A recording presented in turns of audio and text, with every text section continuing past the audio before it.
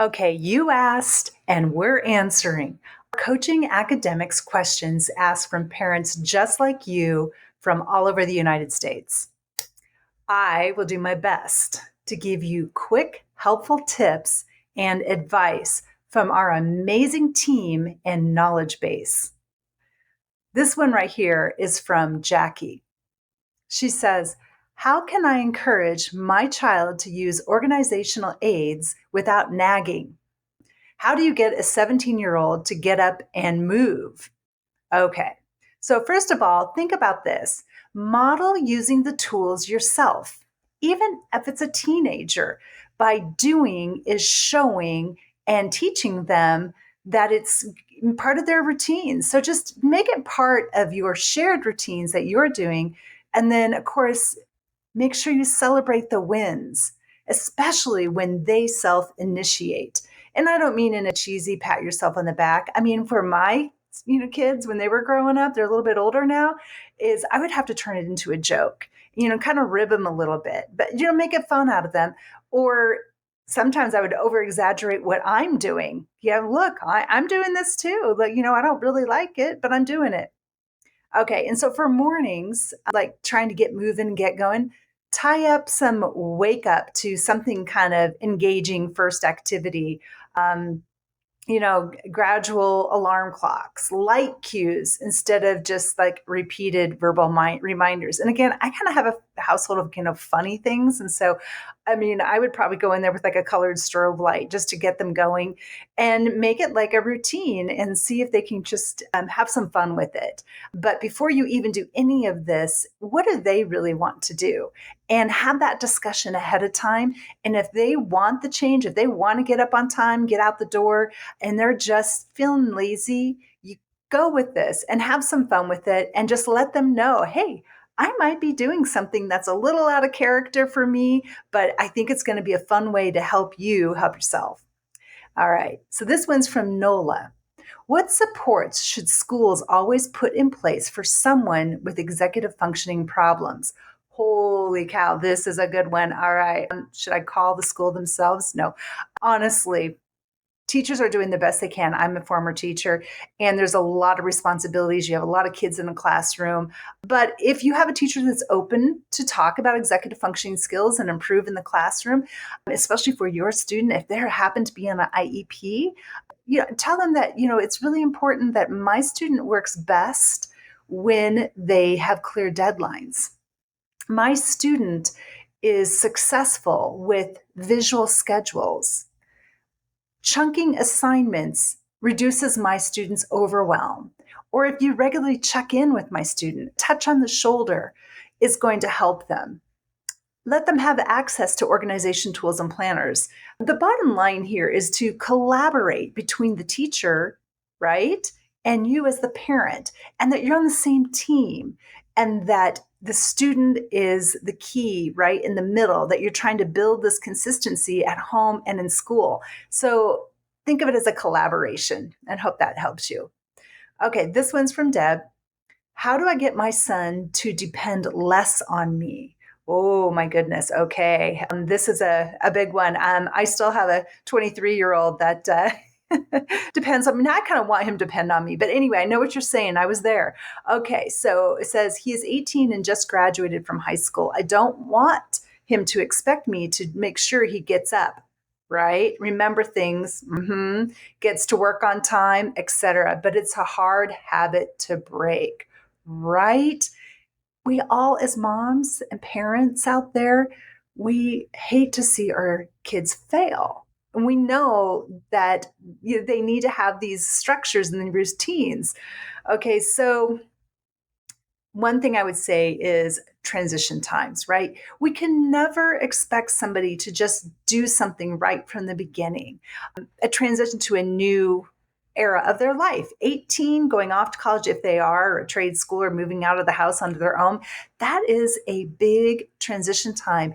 And a lot of these things is going to happen on their own. But if you're in that transition and they haven't quite left yet, you can transfer some of that responsibility that it's okay if they make a mistake. It's okay if they fail a little bit. Start it early and do it gradual. Because if you're like me, you're excited about where they are in life and you just come at them with like a fire hose of information, um, they're going to blow up at you, because I know my kids certainly would have. But if you can take a step back and do it gradual and intentionally, and allowing some natural consequences, that will help build that self-reliance. So um, I'm saying that from my own experience, and we're always perfect, right, in our hindsight of what we could have done. So I hope this helps you going forward. All right, Sarah, how to help motivate a teen for school and help stay organized.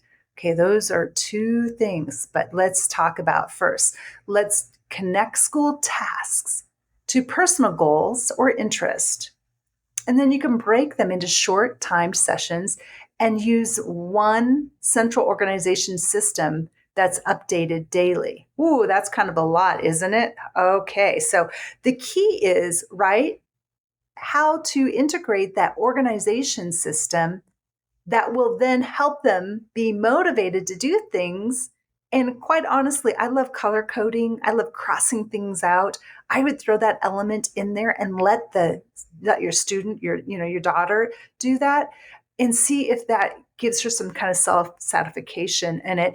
And even have her put in the calendar things for the family, if that helps you, so that she can buy into it more. So, and here's the other thing. I know for me, many years ago, I would have these great systems and they were really, in theory, great, but I wasn't using them. I would forget about them. So sometimes I would have to make myself a reminder that I'm trying to establish this routine and habit for my own kids in the house room. So if you have to remind yourself to remind them to do it, the outcome will still be the same and probably even better. You'll remember to do it. So, and the word around that is accountability. You got to be accountable to yourself of what you're trying to do with your teaching of your daughter or your student.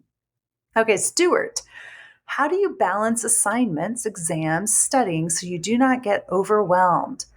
Oh, that's a good one. I would start with a planner or a calendar. And I mentioned it earlier, color coding. I like to color code my calendar of what's important in red, what I've started in yellow. And then I use this soft blue, like the frame of this video, as on purpose, because it's a calming color. So by starting with the calendar, and then I always start with the end in mind, and then back it off with so have your deadlines, and then break it into study into small chunks, small little mini deadlines, so that you can avoid the overwhelm or burnout of trying to procrastinate and do it all at the last minute. And then another trick is one where you can prioritize tasks by urgency and difficulty. Personally, that doesn't work really well for me, but a color coded calendar, I love to do it a whole month in advance, where I can see through the whole month and then backfill it with things that I want to do. And sometimes that motivation will be something really important I need to do, and it's backed up against something personal that I really want. So I'm motivated to get it out of the way, get the work done so that I can play. That old saying, work hard, play hard. That's big in my book there. Okay, so here's another Michelle. How do I get my kid to consistently clean her room? Reward systems and visual reminders have not worked. My biggest question there is this: what's in it for her? Whenever we have something that's hard for us and we want to get it done, right? We know that there's going to be some kind of outcome. So my conversation would be is, what happens if your room isn't clean? What happens? And it might be something like, well, I get in a fight with my mom or my dad home. I don't get my money for allowance, whatever it is, it's a negative. And then I would go in and say, well, when is it a good outcome? Like if you've cleaned your room, what happens? Tell me what happens. Well, my mom's kind of surprised. If I want something, I'm probably more likely to get it because they're in a better mood. And so you see where I'm going with this. And so my question is, what's in it for her? And that's what I would ask her. So if you like to have the tension in the household, then don't clean your room. And if you like to have things a little more harmonious, maybe clean your room. And the point there is that you're establishing that she has a choice, right? and I don't know the age of your kid. I'm thinking like teens because we usually deal with middle school, high school, college students. And so if they have a real clear idea of the value of having that room clean, and it might be as simple as I don't get in trouble, there you're at a starting point. And then you can kind of go down and say, well, okay, so maybe I won't get yelled at because it kind of sucks every time I get yelled at. But also, what else could be good? Well, I could actually walk in my room. I mean, I was that teenager. You couldn't walk in my room. And my mother protested. And eventually I got sick of not being able to walk through my room without stepping in all my clothes. So the reward for me was, oh, I could, get in here and have a space that's mine. And so then we could even start to talk about like, how could that space be yours? How could you visualize that space? What would that look like if I was the coach? And I would even maybe have them draw a picture of the ideal space and go down that line. So I hope that helps you. But what if it becomes overwhelming? So we say, well, if you can get it clean, like a mega clean, and a lot of the clients we work with will do those big cleans and then it's messy, then we can start to tie in, well, what if you did it 5 minutes a day? What if it was in the morning, before you go to bed, midday, and then to talk about that so that it could become a routine. Okay, so we're kind of getting ahead of ourselves because you could probably need the big blowout clean and then you need to have it turn into a routine so that the cleaning becomes like a resetting of their personal space. So they own it. Their value is it's really for them. But it can start off with, I won't get yelled at. Anyway, that's my answer for that one. Okay, Kim, what impact can a concussion have on ADHD assessment? Oh, well, that's really interesting. I have many clients come in with concussions, and my thought on that is this: is that you don't have to have ADHD, be on the spectrum, be neurodivergent to benefit from executive functioning skills. A concussion can, right? There's different varying degrees of them. My own kids have had concussions, but what it can do, right, is that it will slow down the processing. I mean, gosh, some of the kids get headaches, bright lights hurt their eyes. And so you need to first of all follow the doctor's orders, right? Which I think it's like 30 days, or depending on the severity of it, you're not even supposed to like look at a textbook or anything or lights of any sort. But afterwards, I've heard lingering effects, and so when people come back from concussions, they've often worked with us in coaching so that they can get back on track because it can temporarily mimic ADHD or make your symptoms worse, such as, obviously the focus, the memory issues, just when you're coming back from it, when a severe concussion. So, but remember, it's important to wait, right, before you going in. And of course, I wouldn't be doing an assessment, anytime near when you've had a concussion. Okay. Anthony, are these services available for working adults? Oh, yes, they are. Go visit razcoaching.com. Yes, I work specifically with C levels, people transitioning from college into the workforce. I have a whole program because what it is this is, a lot of the parents come in and they say, oh, my student just got diagnosed, but gosh, this sounds really familiar. And I went in and talked to the doctor, and sure enough, the apple did not fall far from the tree. And so I developed a coaching program for adults and actually authored a book on that for career development with executive functioning skills. So yes, in short, yes, we help with organization, productivity strategies, just tailored to you and your workplace and whatever your life demands are. Yes, and I've had a lot of success around that. Okay. I think this is Shauna, and I'm sorry if I don't say the name right, but what are some socialization supports for over 18?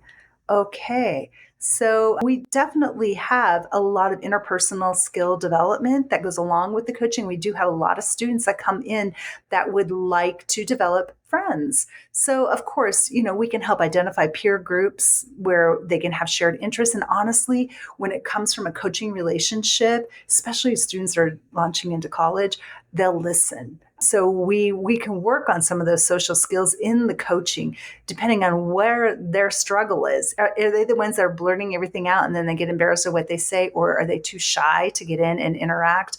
And really trying to find their tribe of shared interests and passions. So that can be something, or help them get into a structured volunteer job where they can kind of look into community programs and get out there. And we've even gone as far as role playing for social scenarios to build confidence. I really enjoy that, and I know many of the coaches enjoy doing that as well. So here's another question from Yadir. How can we best support people who are demand avoidant? Excuse me, demand avoidant. Right. Okay. So what does that mean? Right? It's a perceived pressure that they don't want to face. So I go back to kind of when, and I hate to use the word toddlers, but think about that. When a child was really young, we gave them choices, right? Or, I did, is you have a choice between these three things or two things, and use a collaborative type of language around that to build trust before introducing like a particular task that you want them to do, and go slow and small with low stress steps along the way. And so that what you're doing is showing them a different perspective of what it is that you're asking them to do or be involved or help them with if it's coming from the academic setting. And we've certainly had many students around that, and being able to collaborate and get them to talk about it and let them investigate some scenarios, is if they don't get involved with whatever it is that's being asked of them, what is the natural consequence of that?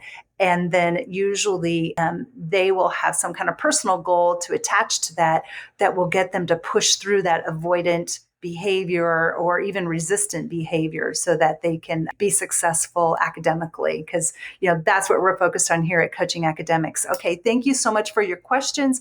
If you guys have more questions, you can always go to our website and ask our team, and we'd be happy to answer them for you. Till next time.